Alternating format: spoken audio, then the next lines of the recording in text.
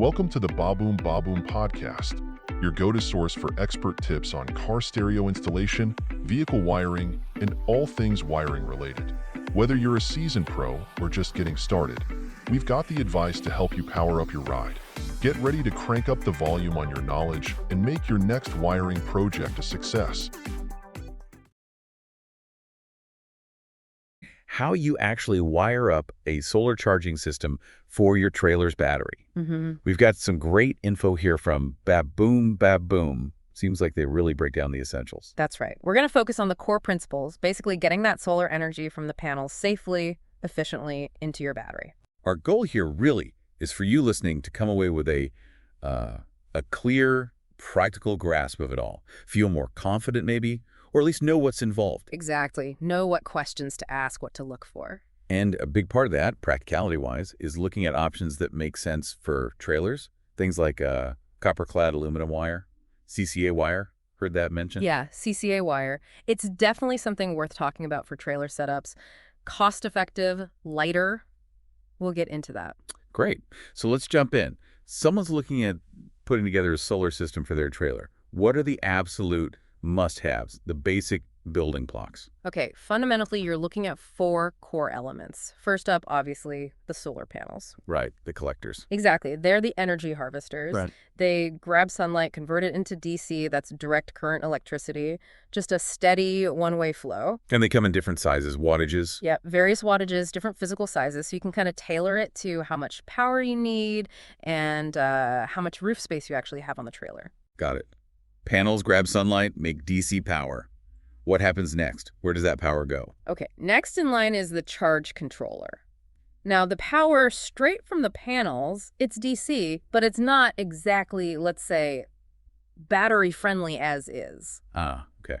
Needs refining. Sort of. The charge controller acts like a smart gatekeeper, really. It manages the voltage, manages the current flowing from those panels to your battery. And why is that so important? Well, it's absolutely crucial because overcharging, that can seriously damage your battery, shorten its lifespan, potentially even create, a safety hazard. Yikes. Okay. So the controller is that vital middleman. It ensures a healthy, safe flow of energy to the battery, protects your investment. Like a bodyguard for the battery. Makes sense. So panels generate, controller manages, then we need somewhere to put that energy for later. Precisely. That's where your deep cycle battery comes in. And these are different from your regular car starting battery. A car battery gives a big burst of power to start the engine. Deep cycle batteries, though, they're designed to be discharged quite a bit, then recharged over and over again. Built for endurance. Exactly. They're your energy tank, basically. Providing power when the sun's down or on cloudy days. Keeps everything humming along in the trailer. This is what really enables those longer off-grid trips we mentioned, having that stored energy. Okay. Panels, controller, battery, got the power generation, management, storage. How does it all physically connect? That's the wiring part, I assume. You got it. And yeah, this is where sometimes people feel a bit intimidated, but it's fundamental. The wiring, it's the pathway, ensures electricity flows efficiently between everything. Right. And this is where that CCA wire, copper-clad aluminum, comes up again as a really interesting option, especially for trailers. Okay, CCA wire. Tell us more. Why is it a good fit? Sounds like a potential win for cost and weight. Well, it's all about the trade-offs, which often work out well for trailers. See, pure copper, it's a slightly better conductor, no question. But CCA wire is significantly cheaper. It's also lighter, and it tends to be a bit more flexible to work with. Which matters in a trailer. Exactly. When every pound counts and every dollar matters, CCA can be a really smart choice. The key thing, though, is making sure you use the right thickness, the right gauge, for the amount of power you're handling. We'll definitely touch on that. If you get the gauge right, it works great. Interesting. So a practical way to manage costs and weight, potentially, without a huge performance hit in this context. Yeah. Okay, we know the parts. How do they hook up? Give us the basic wiring map. Sure. It follows a pretty logical path. You start with the solar panels. They connect to the charge controller. Positive wire, negative wire. Simple enough. And the source we looked at really emphasizes putting an inline fuse on that positive wire, right there between the panel and the controller. Extra safety layer. Like a little circuit breaker? Kind of, yeah. Good practice. Makes sense. Yeah. So panel to controller with a fuse, then where? From the charge controller, you run another set of positive and negative wires, and these go directly to your battery bank. Okay. Again, the recommendation, put another inline fuse on that positive wire connection to the battery. Another safety fuse. Got it. Yep. Need top-quality electrical wire? Baboom's got you covered. Get your 6-pack today. Each combo comes in 6 different colors and a total of 600 feet of wire. Perfect for any project, and you won't find a better price in the industry. Head over to baboom.com now to snag yours. That's baboom.com. Then finally, you usually take the negative terminal of your battery and run a ground wire from there to the trailer's metal frame. That completes the circuit. Okay, so panels to controller fuse, controller to battery fuse, battery grounded to frame. Yeah. Seems straightforward enough. You mentioned those fuses twice. Why are they so critical? Yeah, this is really important. Safety first, right? Inline fuses are your system's protectors.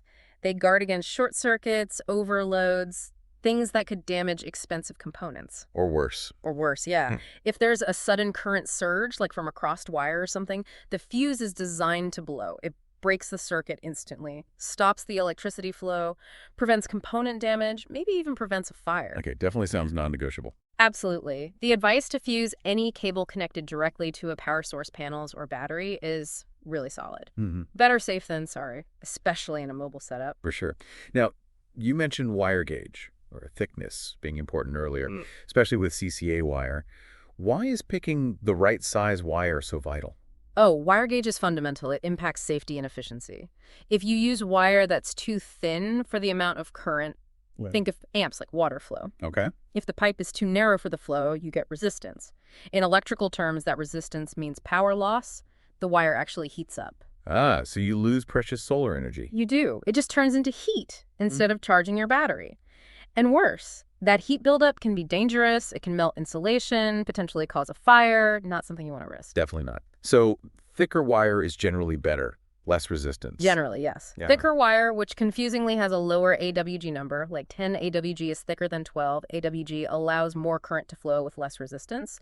This becomes even more important the longer the wire run is. Right. Distance matters too. Yeah. How does someone figure out the right gauge then? 2 main things to look at. First, like you said, distance. How far is it from your panels to your controller? Controller to batteries.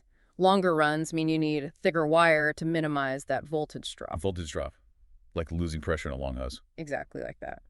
Second factor is the amperage, how much current your panels actually produce. The source gave an example. A typical 100-watt, 12-volt panel puts out around 8 amps. Your wire needs to be rated to handle at least that much current safely. So check the panel specs, measure your wire runs. Yeah. Any general rules of thumb for trailers? Well, the source suggests that for many common trailer setups, 10 AWG or 12 AWG wire are often good starting points. Okay. If you have longer runs, maybe panels way up front and batteries in the back, or if you have, say, multiple panels adding up to higher amperage, leaning towards the thicker 10 AWG is usually the safer bet. And this applies to CCA wire too. Just pick the right gauge. Yep. As long as you carefully select the appropriate gauge of CCA wire based on your specific amps and distance, it can absolutely handle the power transfer needed for most trailer application, and you save some money and weight. Just don't undersize it. Got it. Okay, components, connections, wire size, check. Now the physical stuff, actually putting the panels on the roof, running the wires. Any tips there? Yeah, definitely some practical things to keep in mind. For mounting the panels, especially on flat trailer roofs, use good quality corrosion-resistant brackets. You don't want rust issues later. Makes sense. Ideally, try to angle the panels a bit towards the sun if you can. It helps maximize energy capture. And, super important, secure them really well. Think wind resistance, vibrations from driving. Don't want them flying off on the highway. Exactly, that would be bad. Also, think about where shadows might fall during the day. Try to avoid placing panels where they'll be shaded by an AC unit or vent for long periods. Good point. Okay, panels are secure. How do you get the wires from outside to inside without leaks? That's where waterproof cable entry ports or glands come in. They're designed specifically for this. They let you pass wires through the roof or wall while maintaining a watertight seal. Essential. Right, no leaks? Once the wires are inside, try to keep the runs as short and direct as you reasonably can. Less distance equals less potential power loss. Okay. What about protecting the wires themselves, especially the ones outside? Good question. Any wire exposed to sunlight needs protection. Use UV-resistant sleeving or put it inside conduit. The sun can degrade regular wire insulation over time. Oh, okay. And anytime you're drilling a hole and passing wires through metal or wood, always use rubber grommets. They protect the wire insulation from getting chafed or cut by sharp edges. Those little rubber rings? Yep. Tiny detail, huge difference in preventing future problems like shorts. Sounds like cheap insurance. Hmm. Anything else for keeping the wiring tidy and safe? Yeah, secure the wires properly. Use cable clips or zip ties every foot to a foot and a half or so. Why so often? It stops them from sagging, getting tangled, or snagging on things as the trailer moves. Keeps everything neat and reduces the chance of wires getting pulled loose or damaged. These little installation details really add up to a more reliable, safer system long term. So it's not just about the electrical theory, but the actual physical installation quality matters a lot too. Clean, secure, protected. Exactly right. Now, let's say you've done a great job, installed everything carefully. Are you just done then? Or is there ongoing maintenance? Solar systems like this are generally pretty low maintenance, which is nice. But yeah, completely ignoring it isn't the best idea. Regular, simple checks are important. Like what? Well, periodically check your electrical connections, make sure terminals on the controller and battery are still tight. Vibrations from travel can sometimes loosen things over time. Okay, check for tightness. And clean your panels. You'd be surprised how much dust, pollen, even bird droppings can build up. That layer blocks sunlight and reduces efficiency. Just a wipe down with a damp cloth usually does the trick. Simple enough. How often? Depends on conditions, but maybe every few weeks or once a month, or if you notice they look dirty, it can make a real difference in power output. Okay. Anything else to keep an eye on? It's a good idea to have a simple multimeter. I can use it to periodically check the voltage coming from your panels, make sure the charge controller seems to be working right. Just basic health checks. Uh-huh. And also just visually inspect the wiring ends and battery terminals for corrosion, especially if you're often near the coast or in humid areas. Clean off any white or greenish buildup if you see it. Right, corrosion is the enemy. Pretty much. Oh, and the source also mentioned an expert software tool, which sounds interesting. Could be useful for planning or maybe deeper troubleshooting if you ever needed it. Keeping a little log of your voltage readings over time can also help you spot if something starts to degrade. That tool sounds potentially handy. Yeah. Okay, so let's try to wrap this up. Quick recap. We hit the 4 main parts panels. Controller, battery, wiring, including that CCA option. We talked about the basic connections panels to controller, controller to battery, battery to ground, and the absolute need for those inline fuses. Crucial. We stressed picking the right wire gauge based on amps and distance to avoid power loss and heat. Very important. And then touched on practical installation securing panels, waterproof entry, protecting wires, keeping things tidy, plus those basic maintenance checks. That covers the core stuff pretty well. And, when you step back, having this kind of system planned and installed correctly, it really does give you a huge amount of freedom. Yeah, that energy independence. Exactly. It makes those off-grid stays comfortable, makes road trips smoother, lets you work remotely from cool places without hunting for a plug. It's enabling. Totally. It really is about that self-reliance on the road. So for you listening, maybe now is a good time to think about your power needs.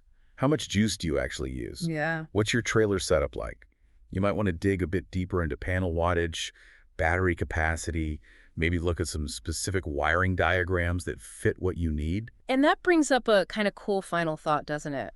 When you think about installing solar, what kind of adventures does that open up for you? What possibilities? Yeah. There's something pretty empowering about generating your own clean energy silently wherever you happen to park. It's worth considering for your next trip out. Need top-quality electrical wire? Baboom's got you covered. Get your 6-pack today. Each combo comes in 6 different colors and a total of 600 feet of wire. Perfect for any project, and you won't find a better price in the industry. Head over to baboom.com now to snag yours. That's baboom.com.